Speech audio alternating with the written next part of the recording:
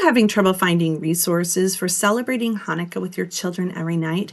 In our home, especially on night 7, we like to talk about how Hanukkah helped to literally pave the way for the coming of Yeshua the Messiah. We'll also learn about how Yeshua observed Hanukkah, and we can read about that in John 9 and 10. And we're also going to learn about what that word Hanukkah actually means. And we're going to find out how to dedicate our own lives.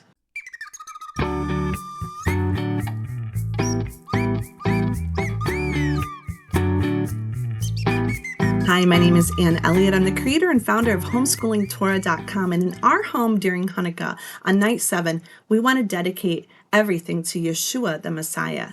It literally paved the way for him to come. What are the mathematical probabilities that all of the prophecies about Yeshua's coming could actually be fulfilled? We've got a link below the video, and it's a really fun thing for you to do with your children and find out what is the probability that he is the actual Messiah. That's a really important thing to study with your children. I like to open up to the New Testament with our children to John chapters 8 through 10. These were written at a special time of year. We can read John 10:22 to see exactly what time of year that was. Hint, it was Hanukkah. Read John 9 and find out who was healed. That was a really good thing. And then ask yourself the question, why was Yeshua at the temple during the time of Hanukkah? Well, let's go back to Genesis 12, verses 1 through 3, and let's list all the promises that were given by Yehovah to Abraham. He said, through you, Abraham, all of the nations of the earth will be blessed. Then we're going to go to Isaiah 9:2.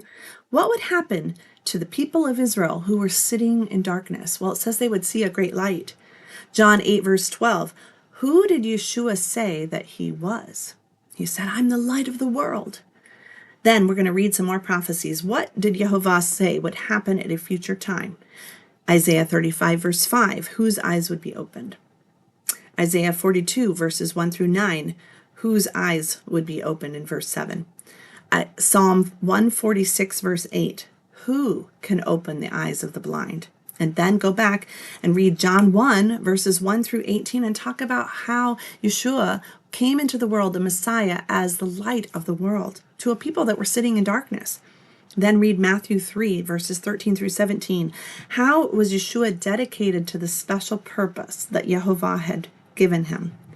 And then go over to Acts 26, verses 12 through 18. What does Paul say about the light of the world, and what was Paul's special mission to do with that light? It's going to be really fun for you to study all of these things out. Don't forget to do your memory verse, Zechariah 4 through 6. Not by might nor by power, but by my spirit, says Yehovah Tzevaot. Don't forget to say it 3 times, repeat the reference, and then maybe make some videos of each other saying the verse and explaining something about what you've learned about Hanukkah this week so far. After this, I like to go over to Philippians chapter 2, verses 14 through 16, where he says that we are lights in a dark world, and because of that, we're to do everything without complaining or arguing, which that's a really important lesson to learn. We all struggle with that one. Now, the word Hanukkah itself means to dedicate, and it's called that because it's the time in which they dedicated the temple.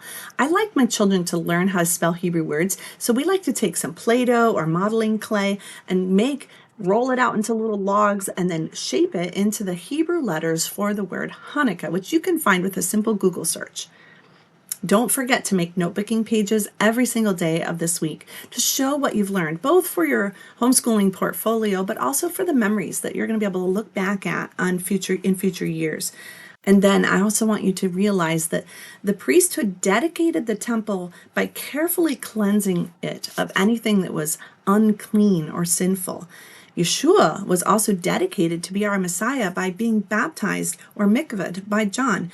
And you might ask your children, have you ever been baptized? Have you ever been dedicated?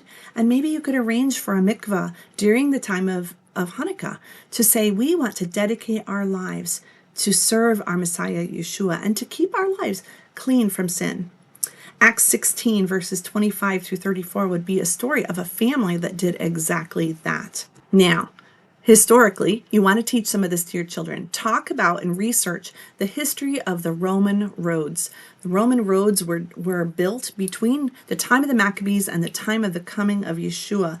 And that's an easy thing to investigate and learn with your children. I'll put a link below the video so that you've got some good resources for that. So I've been getting all of these ideas from an ebook called Remembering Hanukkah, a Homeschooling Torah unit study, and you can get this for your family as well and work along with us and learn everything you can about Hanukkah.